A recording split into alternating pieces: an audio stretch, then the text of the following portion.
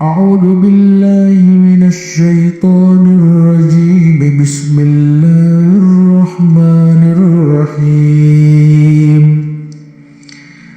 ألم تر كيف فعل ربك بأصحاب الفيل ألم يجعل كيدهم في تضليل وأرسل عليهم طيرا أبابيل ترميهم بحجارة من سجيل فجعلهم كعصف مأكول صدق الله العظيم۔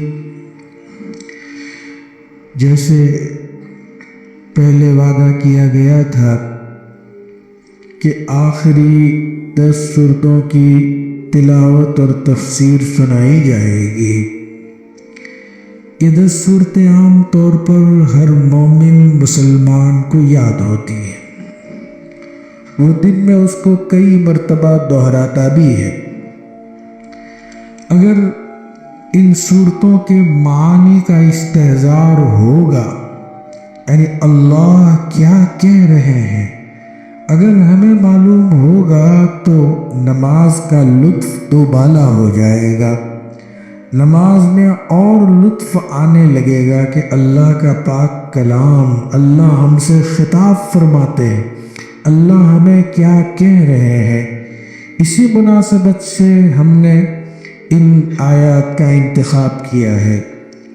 نبی اکرم صلی اللہ علیہ وسلم جب مبعوث ہوئے، آپ کو نبی بنایا گیا، اس وقت جزیرۃ العرب کا حال عجیب و غریب تھا۔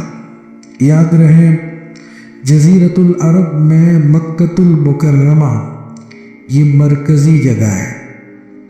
وہ مرکزی جگہ کل بھی تھی، وہ مرکزی جگہ آج بھی ہے۔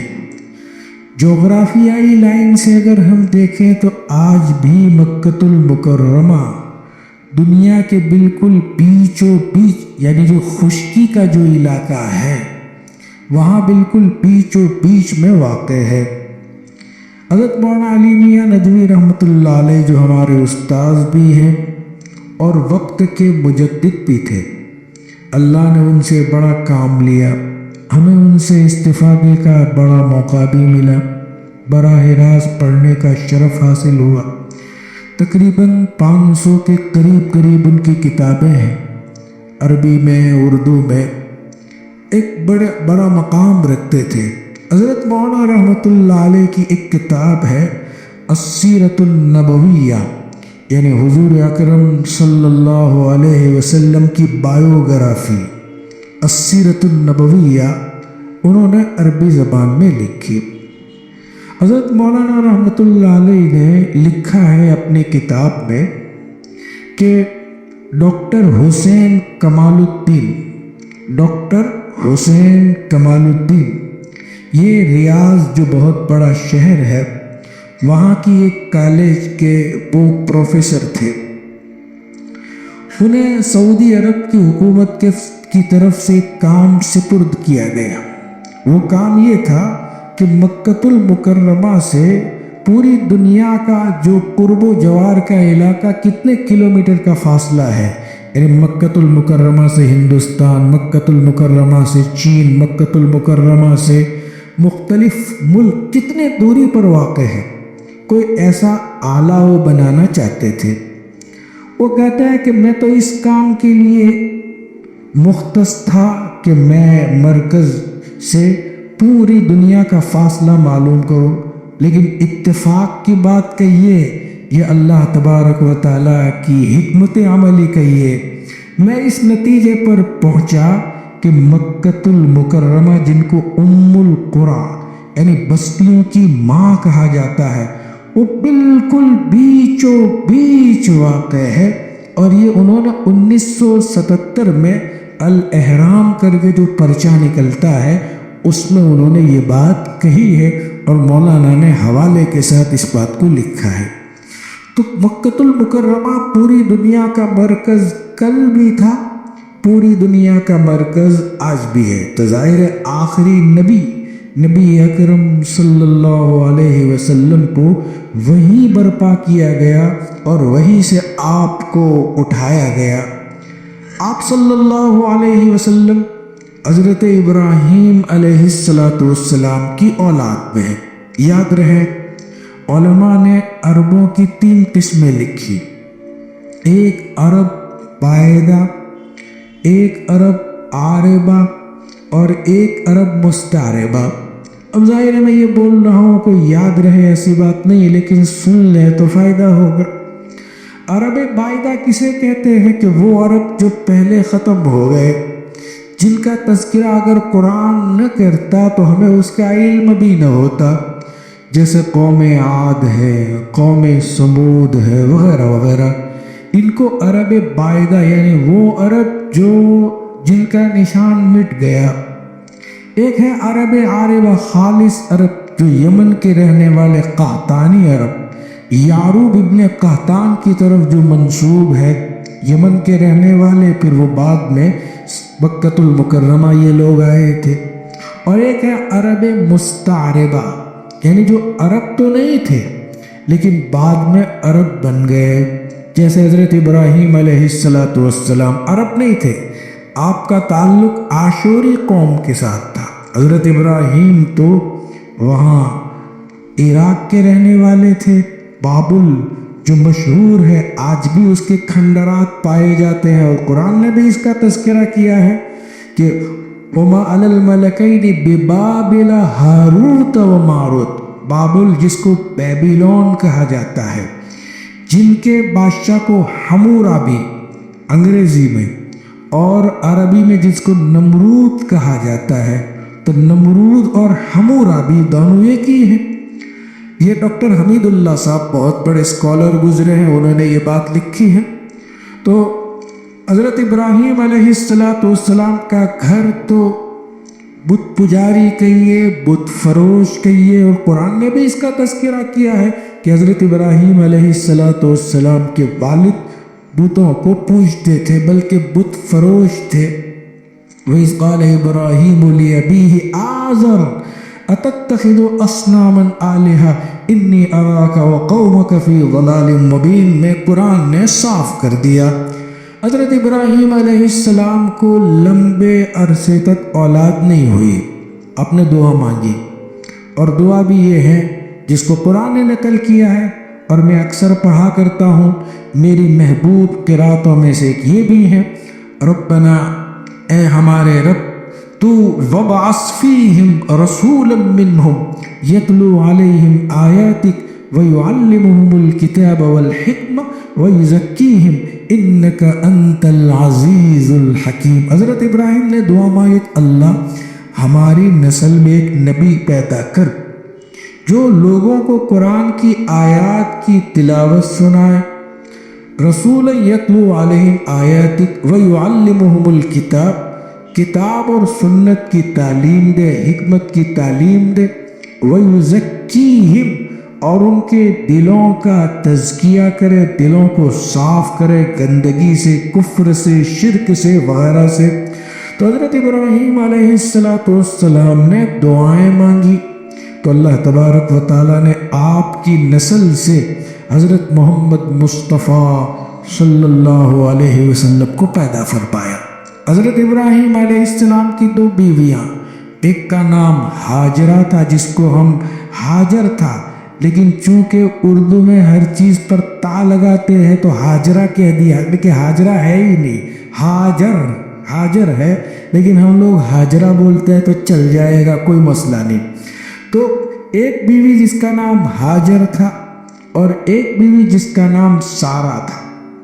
हज़रत सारा से अल्लाह ने हज़रत इसहाक अलैहिस्सलातु वस्सलाम को पैदा फरमाया और हज़रत इसहाक से हज़रत याकूब अलैहिस्सलातु वस्सलाम पैदा हुए और हज़रत याकूब से हज़रत यूसुफ अलैहिस्सलातु वस्सलाम पैदा हुए। गोया अंबियाए बनी इसराइल की बहुत बड़ी तादाद।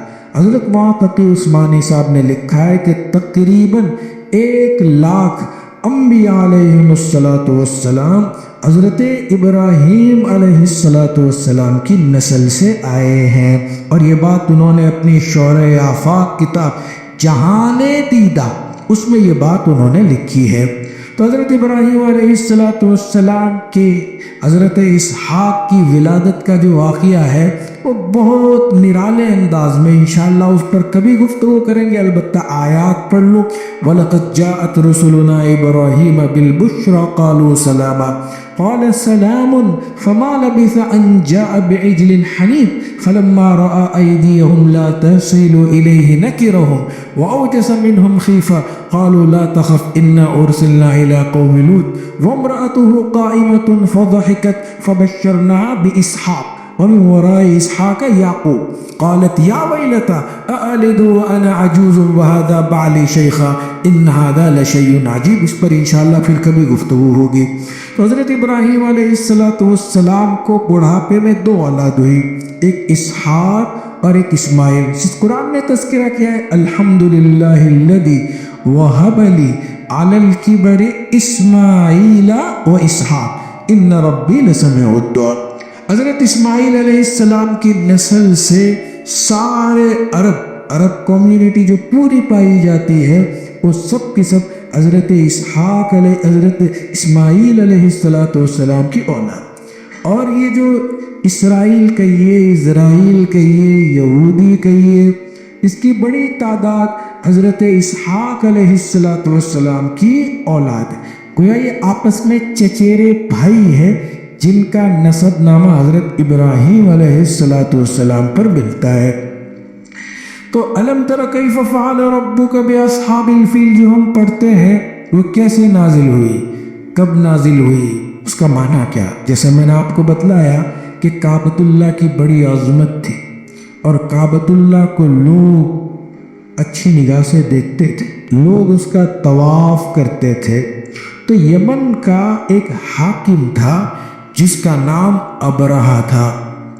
یمن کا جو بادشاہ ابرہہ، ان کو حسد پیدا ہوا، انگریزی میں جس کو جیلسی بولتے ہیں، پیدا ہوئی کہ لوگ کعبۃ اللہ کا طواف کیوں کرتے ہیں، میں ایک ایسی عمارت تعمیر کروں کہ سارے لوگوں کا رخ یمن کی طرف مڑ جائے۔ وہ عیسائی تھا، اس نے ایک قلیس یعنی ایک بہت بڑی شاندار عمارت بنائی اور لوگوں کو دعوت دی کہ وہ بجائے کعبۃ اللہ کا طواف کرنے کے یہاں آئے اور میں نے جو چرچ اور کنیسہ بنایا ہے اس کا طواف کریں، اس میں حج کریں وغیرہ وغیرہ۔ اب عرب تو آج بھی ان کی حمیت اور غیرت کو کوئی للکارتا ہے تو آج بھی برداشت نہیں کر سکتے۔ ایک عرب کو معلوم ہوا، ان کا نام بھی لکھا ہے تاریخ میں، وہ گیا یمن اور معلمی رحمۃ اللہ علیہ نے لکھا ہے اپنی کتاب میں کہ وہاں جا کے استنجا کر دیا اس نے اور اس کو بگاڑ دیا۔ اب پہلے سے اس کا ارادہ تو تھا ہی، اس کو اور تاؤ آیا، اس نے یہ سوچ لیا تھا کہ میں کعبۃ اللہ کی اینٹ سے اینٹ بجا دوں گا، میں اس کو نیست و نابود کر دوں گا، زیر و زبر کر دوں گا۔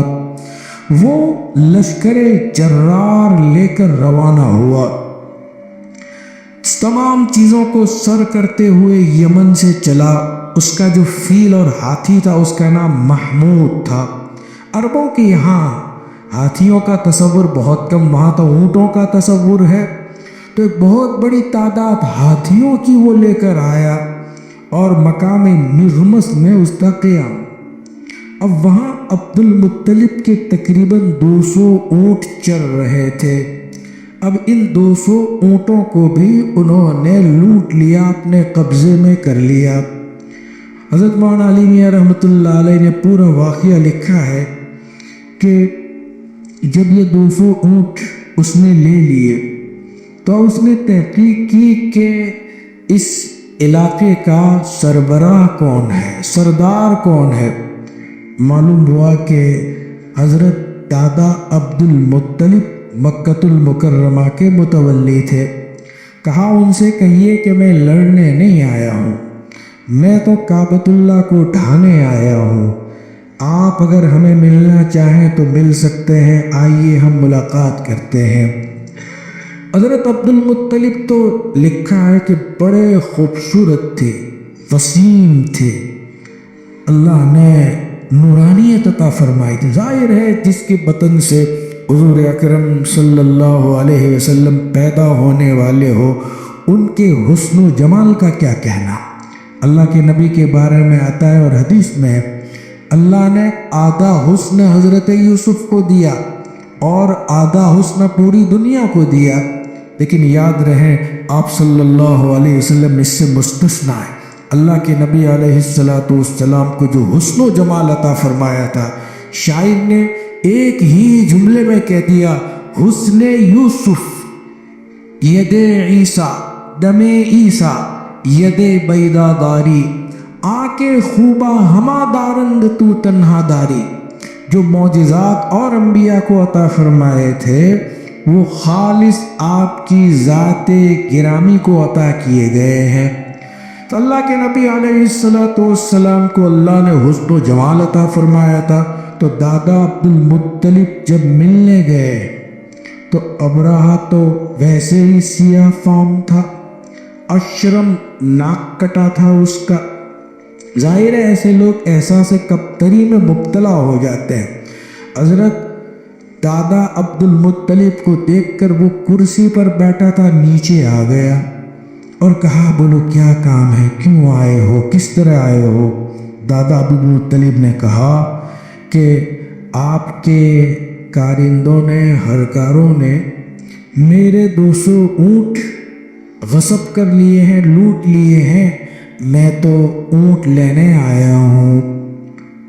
اس کو بڑا تعجب ہوا کہ یہ مکہ کا سردار ہے، لہیم شہیم، نہایت جمیل خوبصورت، اور مجھ سے 200 اونٹوں کی بات کرتا ہے جس کی کوئی اہمیت نہیں۔ کہا جب تم آئے تو تمہاری عزت و عظمت میرے دل میں تھی، میں تمہارا قدردان تھا، لیکن آپ نے جب 200 اونٹ کا مطالبہ کیا تو آپ کی قدر میرے دل سے جاتی رہی، آپ میری نظروں سے اتر گئے۔